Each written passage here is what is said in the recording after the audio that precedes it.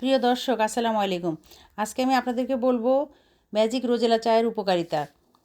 এটা একটা টক ফল, গ্রাম বাংলায় এটাকে বলা হয় চুকাই। বনের আনাচে কানাচে এই গাছটা হয়ে থাকে। এটা দিয়ে কিভাবে চা বানাতে হয় সেটা আজকে আমি আপনাদেরকে দেখাবো। এটা একটা ম্যাজিক্যাল মেডিসিন হিসাবে কাজ করে।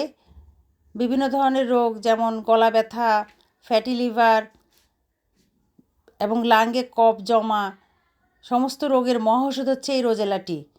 প্রতিদিন দিনে অন্যান্য ড্রিঙ্কস পান করা থেকে বিরত থেকে বরং এই রোজেলাটি যদি আপনি দিনে দুবার পান করেন তাহলে আপনার শরীর থেকে সমস্ত রোগ দূর হয়ে যাবে।